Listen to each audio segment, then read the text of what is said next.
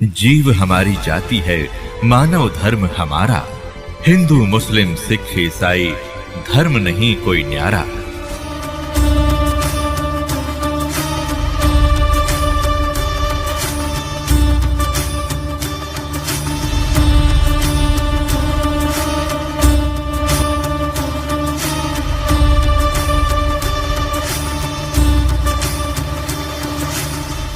उस लड़की ने अपने पूर्व जन्म की कथा सुनाई।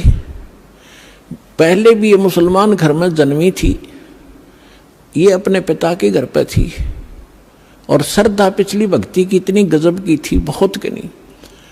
और वहां परमात्मा जब ये लड़की चारा लेने के लिए पशुओं का खेतों में गई हुई थी, वहां भगवान मिले थे कबीर जी जिंदा महात्मा के रूप में। एक कुएं पर बैठे थे, तो वहां लड़की ने भी अपना जो चारा लाकर था उस वृक्ष के नीचे रखा। उस समय विश्राम करने के लिए साधु मिल गए, पीर जी खड़े दिखे तो उनसे प्रणाम किया। परमात्मा ने काफी उसको ज्ञान दिया, बेटा भक्ति करनी चाहिए। वो कहती जी भक्ति करती हूँ, ईद बकरीद मनाते हैं, नमाज करती हूँ, ऐसे करती हूँ। परमात्मा ने सारा ज्ञान समझा, बेटी ये ईद और बकरीद मनाना, मांस खाना ये महापाप है, ये नहीं खाना चाहिए। कोई आपको काट कर खावे कैसा लगे। लड़की स्तब्ध हुई, बच्चे का जल्दी घर करती है ये ज्ञान। अज्ञान भी ज्ञान भी, बुराई भी और अच्छाई बच्चा जल्दी से ग्रहण करता है, जैसा उसको माहौल मिलता है। काफी ज्ञान सुनाया, बेटी ये भक्ति नहीं, भक्ति अलग से हट के इसकी। अब सामने देखा कि भी मुसलमान ही है, ये बता रहा है, तो बच्ची के बात समझ में आ गई। कहने के भगवान फिर क्या करूं कि बेटी जो मैं साधना बताऊं ये करना, और ये 2 दिन का जीवन है, असंग जन्म हो गया, जन्म तेर मृत्यों को मैं ऐसी साधना बताऊंगा ये पीछा छूट जाएगा। लड़की ने क्या नाम ले लिया, और बेटी मांस नहीं खाएगी। अगर नहीं खाऊंगी महाराज, कत्ती नहीं खाऊंगी, कोई कंपलसरी नहीं मांस खाना, खाओ तो खाओ, मैं नहीं खाऊंगी। लड़की ने दृढ़ निश्चय किया, और लड़की होगी 17-18 साल की, विवाह से मना कर दिया। इतना वैराग हो गया उसके अंदर, और माता पिता को चिंता होगी वे बेटी को हम घर पर नहीं रख सकते। उधर से वो विवाह को मना कर रही है, तो लास्ट में माता पिता ने कह दिया, बेटी अगर तू विवाह नहीं कराएगी तो हम दोनों आत्महत्या करेंगे, हम तुझे यहाँ नहीं देख सकते, बेटी को कैसे रखेंगे, कल न पता नहीं क्या उक चुक हो जाएगी। अब लड़की ने सोचा बुढ़ा बुढ़िया मरेंगी, उसने यस कर दी, ठीक है मैं शादी करवा लूँ। विवाह हो गया, एक बहुत अच्छे नेक अफसर के अधिकारी के उसका विवाह हुआ, क्योंकि जो भगवान की भक्ति करे वो तो ठीक ठिकाने जागा बालक। वो नेक आदमी था, मुसलमान, भगवान से डरने वाला था। ठीक है हम परंपरागत से गलतियां कर भी रहे अपने समाज अनुसार, लेकिन पिछले संस्कार भी हमारे साथ रहते। वो बहुत ही अच्छा आदमी था, नेक आदमी था, भगवान से डरने वाला। वैसे भी स्वभाव अच्छा होता व्यक्तियों का, चाहे हिंदू होते, मुसलमान, सिख हो या ईसाई, उनका अपना भी कुछ आधार होता पूर्व जन्म का। तो जब वो लड़की वहां विवाह करके वहां गई अपने पति के पास, तो उसको कहा कि मैं आपसे एक अर्ज करना चाहूंगी, वो मेरी अर्ज सुनो। उसने कहा कि बोलो, एक छोड़ दो बता। कि मैं संतानों उत्पत्ति नहीं करूंगी, मैं सप्रस नहीं करूंगी आपको, और आपने यदि मेरे साथ बलपूर्वक किया तो मैं आत्महत्या कर लूंगी। तो उसने कहा, उसका नाम राबिया था, कि राबी आपने निकाह कबूल क्यों किया, मना कर देती। कोई कंपलसरी मुसलमानों में एक ऑप्शन है, लड़की स्वीकृति देगी तो ब्याह होगा, नहीं तो नहीं होगा। तो उसने कहा कि राबिया ने कहा कि मेरी मजबूरी थी इसलिए मैंने स्वीकृति देनी पड़ी। उसके पति ने पूछा कि मजबूरी क्या थी तेरी। कि मैं चाहती हूँ भगवान की भक्ति करना, और मुझे एक संत मिले थे, उन्होंने मुझे एक ज्ञान दिया था, उस आधार पर मैं दृढ़ हूँ, और ये असंग जन्म का झंझट डिपका खत्म कराऊंगी, मैं इसलिए ब्याह नहीं करवाऊँ थी माता पिता से मैं। तो उसने कहा कि अपने माता पिता के सामने मना करना था कि मैंने खूब किया था। उन दोनों ने आत्महत्या करने की ठान ली पक्की, तब मैंने स्वीकृति देनी पड़ेगी। इसलिए कि आगे कोई भगवान मिल गया तो ठीक है, नहीं तो मैं आत्महत्या कर लूंगी, अब मैं ये काम करूंगी नहीं। वो दयालु था, उसने कहा। और मुसलमानों में अनेक शादियां हो जाती हैं, एक कोई खास बातें नहीं उनके लिए थे। तो उसने कहा, राबिया जैसे तुम्हारे माता पिता लोक लाज मर्यादा के कारण आत्महत्या तक नौबत आ गई थी। ऐसे हमारी भी मर्यादाएं हैं। ठीक है, मैं वचन देता हूँ आज के बाद तो मेरी सिस्टर की तरह रहेगी, लेकिन समाज की दृष्टि में तूने मेरी पत्नी की तरह रहना पड़ेगा, और तेरे लिए अलग स्थान बना दूंगा, खूब भक्ति कर, पर मरिए मत, ये पाप मुझे लगेगा, मैं अपना और विवाह करा लूँगा। तो उसने ऐसा ही किया। महापुरुष ने अलग से उसका कमरा न्यारा बना दिया और बैठ अपनी भक्ति कर, उसने ब्याह करवा दिया। जब वो राबिया 50 वर्ष के ऊपर होगी और वो देखा करता था, ये तो बाहर झांकती भी नहीं किसी गैर पुरुष की तरफ, भक्ति और के अतिरिक्त ही अपना काम धंधा रोटी बनाई खाया, इससे अधिक कोई काम नहीं जानती। उस लड़की ने क्या गलती कर दी, वहां जाने के बाद सत्संग का अभाव हो गया, भगवान फिर मिले नहीं। परंपरागत लोक वेद के आधार से मालिक वाली साधना जो उसने प्रथम मंत्र दिए थे वो त्याग थी, और वहां जो समूह था, जैसा भी साधना चल रही थी वो एक करने लगी। नमाज नमोज, मांस नहीं खाती थी वो। ईद बकरीद के दिन रोजे अवश्य रखती थी, लेकिन वो मांस नहीं खाती थी।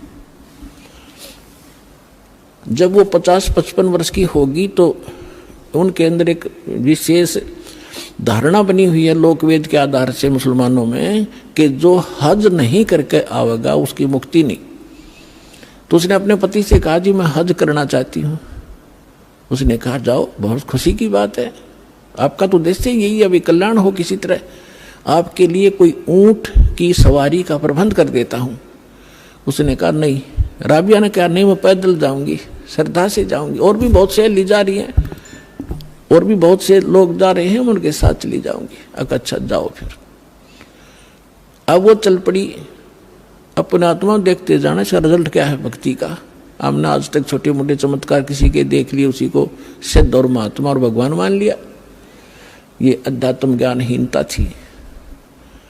अब लड़की जा रही थी, वो माई, और सफर में कोई आगे चला गया, कोई पीछे रुक गया।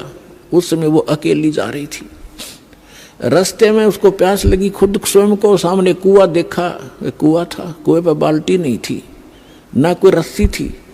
एक कुतिया प्यासी थी, उसके बच्चे छोटे छोटे दूरी पर उसने देख लिए थे, और कुतिया कभी कुएं में झांक रही थी, कभी राबिया के पैरों में आकर चाट रही थी, फिर कुएं की तरफ भाग रही थी।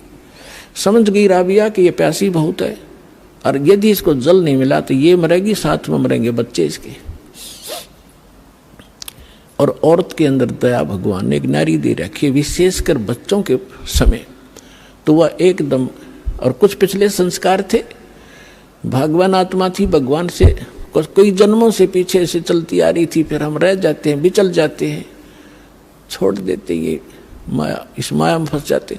तो उस लड़की ने देखा आसपास कोई गांव नगर नहीं, ना कोई रस्सी है ना बाल्टी है। लड़की ने अपने कपड़े उतारे, पहले मोटे मोटे कपड़े हुआ करते थे हाथ के बने हुए, अपना कपड़ा उतारा, चुंदड़ी, और उसको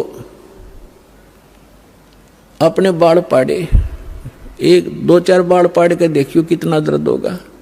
लेकिन उस परमार्थ में उस बेटी ने एक नहीं देखा, फटाफट अपने सारे बाल पाड़ कर रस्सी बनाई, लंबी, बहुत लंबी रस्सी बनानी पड़ी क्योंकि पानी गहरा था।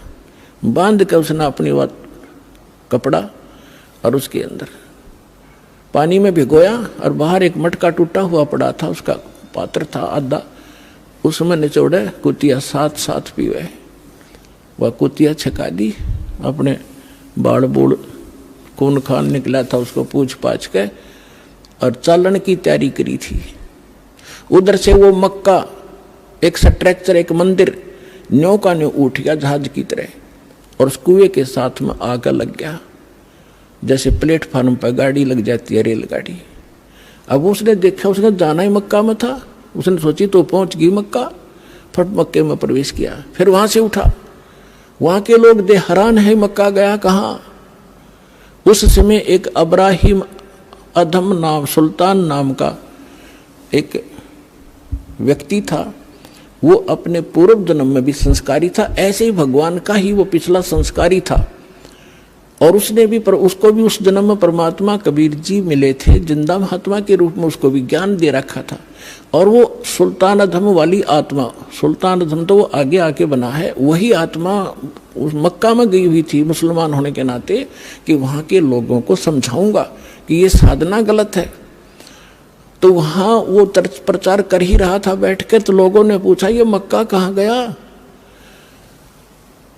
तब अधम सुल्तान ने कहा, उस आत्मा ने कहा कि मक्का नहीं मकाम और गया रांड के लेन को नो कह अधम सुल्तान।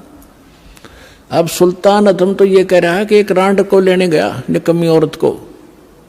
अब आम आदमी के गले कैसे उतरे कि निकम्मी आदमी औरत को के लिए मक्का चला गया। लेकिन वो किस दृष्टिकोण से कह रहा था? कहते सुल्तान अधम मक्के गया, मक्का नहीं मुकाम, गया रांड के लेन कुनू कहे अधम सुल्तान। वो कहने लगे कि आप क्या बात है, कैसे किसको लेने का? इतने मक्का वापस आ गया। उसमें वापस आया तो वो लड़की जिसके सिर पर बाल नहीं, सारी कहानी उसने बताई। और देखने वाले भी आसपास निकट इकट्ठे हो गए थे, कैसे हो गया? वो भी मक्के में चढ़ लिए साथ में। तो आकर जब उसने पूछा कि क्या कारण हुआ, उन्होंने सबने मिलकर बताया कि ऐसे ऐसे इसने एक कुतिया और उसके बच्चों की जान बचाई, बाल पाट कर रस्सी बांट के पानी पिया। और ये उद्देश्य लेकर यहाँ आ ही रही थी, तो भगवान ने इसके लिए मक्का ही भेज दिया। तो इतनी प्रशंसा की पात्र बन गई पूरे मुसलमान धर्म में